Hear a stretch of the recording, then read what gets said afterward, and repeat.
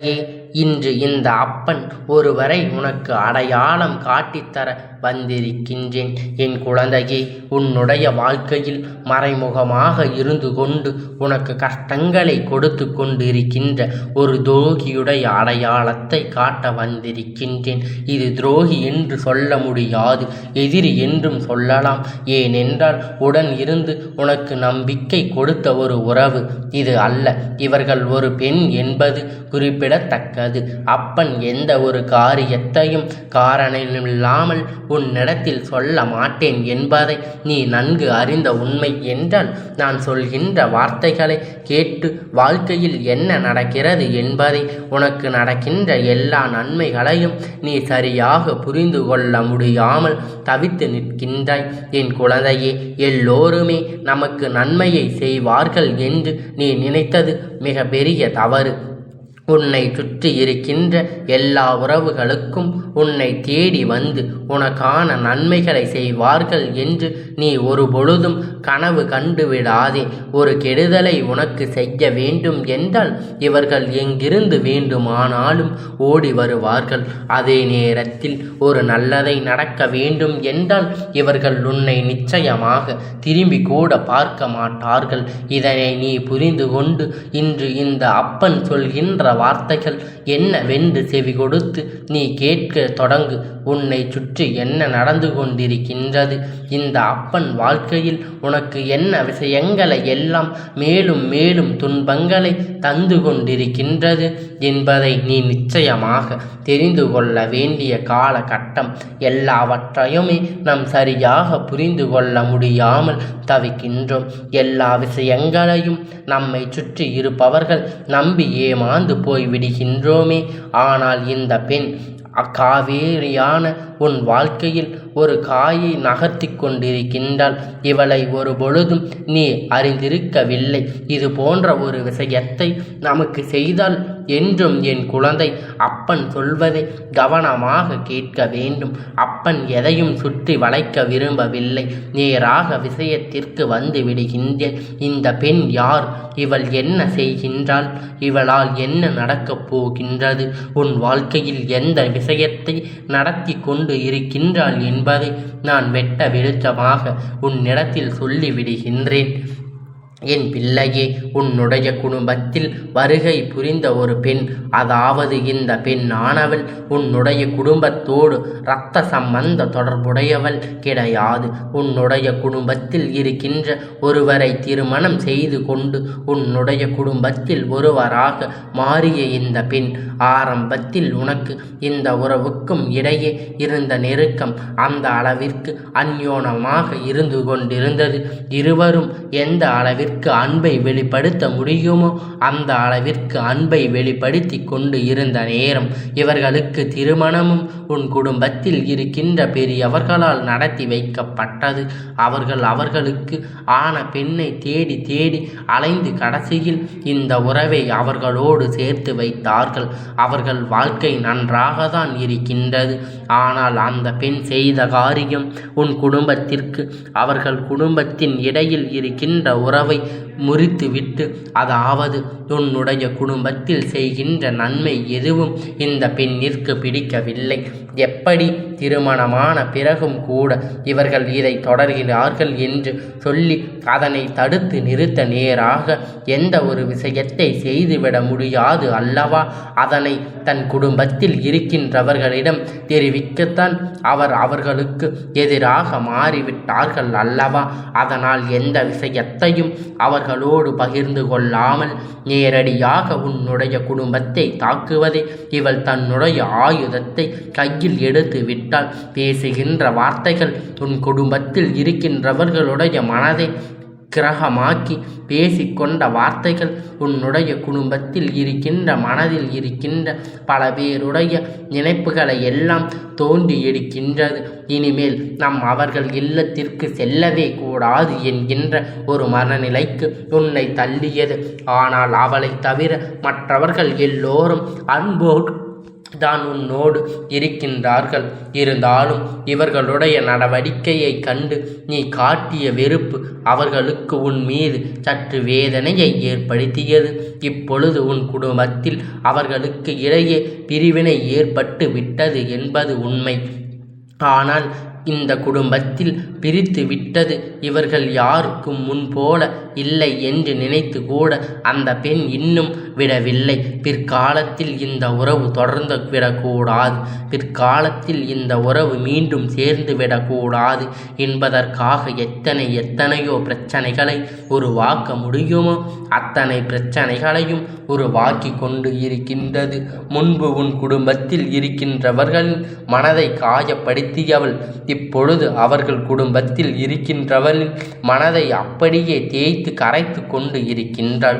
இவள் சொல்வதுதான் உண்மை என்று அவர்கள் நம்புகின்ற அளவிற்கு எல்லா விஷயங்களையும் அவர்களின் மனதில் ஆழ புதிய வைத்து கொண்டு உன்னுடைய குடும்பத்தில் இருக்கின்றவர்களை பற்றி ஒவ்வொருவருடைய தவறான விஷயங்களை சொல்லிக் கொண்டு இருக்கின்றார்.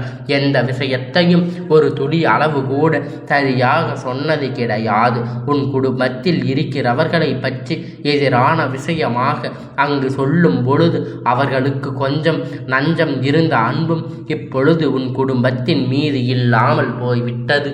இதை இன்னும் தொடர்ந்து இருக்கின்றாள், இனியும் தொடரத்தான் போகின்றாள். ஏனென்றால் அந்த பெண்ணுடைய எண்ணம் அப்பனை மோசமானதாக இருக்கின்றது. அவள் மட்டுமல்ல, அவள் குடும்பத்தில் அவளுடைய உடன் பிறந்தவர்களுடைய எண்ணங்களும் அப்படித்தான் இருந்து கொண்டிருக்கின்றது.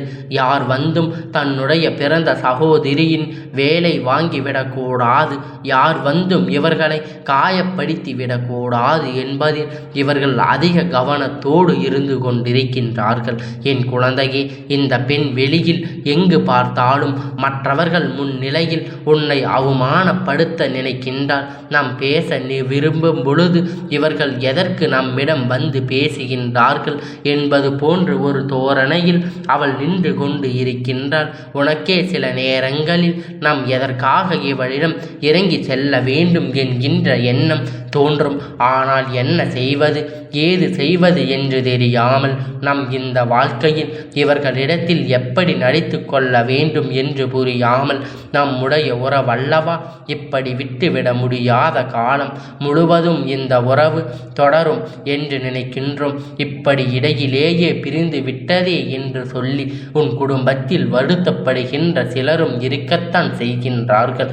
எல்லோருமே கண்டுகொள்ளாத பொழுது கூட என் பிள்ளை உனக்கு அப்பொழுது இப்பொழுதும் வரை அவர்களோடு செலுத்திய அன்பு உன் மனதில் நினைவில் இருக்கட்டும். அந்த குடும்பத்தோடு நீங்கள் இருந்த பழக்கம் எந்த அளவிற்கு அன்பை ஒருவருக்கு கொடுத்ததோ, பரிமாறி கொண்டிருந்தீர்களோ, இதுவெல்லாம் இந்த பெண்ணின் வருகைக்கு முன்பாக என்பதை நீ புரிந்து கொள்ள வேண்டும். இப்படி எல்லாம் இருந்து அன்பிற்கு ஒரு முற்றுப்புள்ளி வைத்து விட்ட இந்த பெண் மறைமுகமாகத்தான் இருந்து கொண்டு இருக்கின்றாள். இந்த வேலையை சாதுரியமாக செய்து விட்டால் இன்னும் அவர்களை உன் குடும்பத்தில் பக்கம் நெருங்கிவிட முடியாதபடி அத்தனை சகுனி வேலையும் சரியாக செய்து கொண்டிருக்கின்றாள். சரி, இனிமேல் என்ன செய்ய முடியும்? அவளாவது சந்தோஷமாக இருந்து விட்டு போகட்டுமே என்று என் பிள்ளை யோசிக்க தொடங்கிவிட்டாய் அல்லவா?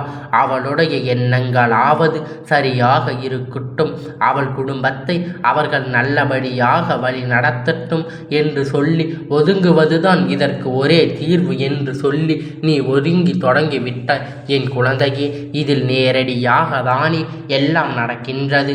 இதில் மறைமுகமாக என்றும் சொல்வதற்கு எங்கும் இடம் இருக்கவில்லை. அப்பன் என்றும் கேட்கின்றாய் அல்லவா? என் பிள்ளையே, உண்மை என்று தெரியுமா? என் பிள்ளையே, உண்மை என்று தெரியுமா? இந்த பெண் இந்த காரியத்தை செய்கின்ற பொழுது உன்னுடைய அப்பனை சிரித்து சிரித்து இனி பேசுகின்றாள் என்று உனக்கு கடைசி கட்டத்தில்தான் இவர்கள் உண்மையான குணம் புரிந்ததே தவிர ஆரம்பத்தில் உன்னை சுற்றி நடந்த பிரச்சனை பற்றி எல்லாம் யோசிக்கும் பொழுது இவளுடைய எண்ணம் என்னவென்று உனக்கு புரியவில்லை. இப்படித்தான் பலரும் இந்த வாழ்க்கையில் இருக்கின்றார்கள். அதனால் எல்லோரையும் அவள் அவ்வளவு எளிதாக நம்பிவிடாதே என்பதைத்தான் இந்த அப்பன் உனக்கு சொல்கின்றேன் என்பதை நீ புரிந்து கொள்ள வேண்டும். அப்பன் வார்த்தைகள் என்றும் உன் மனதுக்குள் நிற்க வேண்டும். இந்த அப்பன் சொல்கின்ற விஷயம் என்றும் உன் வாழ்க்கையில் நிச்சயமாக நல்லபடியாக மாற்ற வேண்டும். உன்னை சுற்றி என்னவெல்லாம் நடந்தது என்பதை நான் அறிவேன். வாழ்க்கையில் நமக்கு இவர்கள்தான் மிக பெரிய உறவாக இருப்பார்கள் என்று நினைத்தவர் எல்லாம் கைவிட்டு சென்று விட்டார்கள். நமக்கு இல்லை என்று நினைக்கின்றோம். அந்த உறவு உன்னை பின்தொடர்ந்து வரும். அதனால் போலியான உறவுகளை எல்லாம் இந்த வாழ்க்கையில் இருந்து விலகி நல்ல உறவுகளை எல்லாம் நீ உன்னோடு வைத்திருக்க எப்பொழுதும் உறுதுணையாக இருந்து கொண்டு உனக்கான நல்ல நேரம் வரும் பொழுது இந்த வாழ்க்கை உனக்கான சந்தோஷம் உன்னை பின்தொடர்ந்து வரும். அப்பன் வார்த்தைகள் உன் வாழ்க்கைக்கு பொருந்தும் என்றால் என் பிள்ளை கேட்டு முடிக்கும் நேரம் கண்கள் கலங்கித்தான் போவாய். ஏனென்றால் சொந்த பந்தம் என்பதெல்லாம் இப்பொழுது பணத்தை மட்டுமே வைத்து கொண்டு ஒருவரை தேடி வருகின்றது. பணம் இல்லாத உறவை திரும்பி கூட யாரும் பார்ப்பது கிடையாது. பணம் வைத்திருந்தால் அவர்களை தலையில் தூக்கி வைத்து கொண்டிருப்பதும் பணமில்லாதவர்களை தரையில் போட்டு மிதிப்பதும் தான் இவர்களின் வேலையாக மாறிவிட்டது.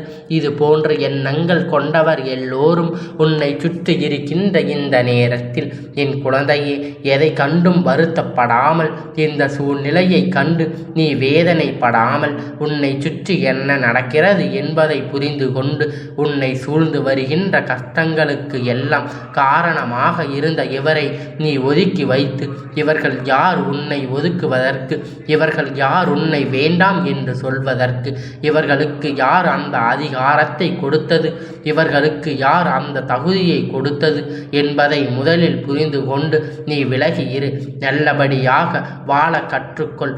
அப்பன் என ஆசைப்பட்டபடி உன் வாழ்க்கையில் நிச்சயமாக நல்ல மாற்றங்கள் வந்தே தீரும். அப்பன் சொன்னது போல என்ன இல்லை என்று உன்னை இவர்கள் ஒதுக்கின்றார்களோ அது உன் குடும்பத்தில் இருக்கின்ற அத்தனை பேருக்கும் கிடைத்து செழிப்பாக சீரும் சிறப்புமாக இவர்கள் முன்னிலையில் வாழக்கூடிய ஒரு சூழ்நிலையை உன் அப்பன் நான் ஏற்படுத்தி கொடுத்து போகின்றேன் என்பதை நீ புரிந்து கொள்ள வேண்டும். உன் குடும்பத்தில் இருக்கின்ற அத்தனை பேரின் அன்பு, இந்த அன்பு கிடைக்காமல் போனதற்கு அவர்கள்தான் வருத்தப்பட வேண்டுமே தவிர ஒரு பொழுதும் நீ வருத்தப்பட வேண்டிய அவசியம் கிடையாது.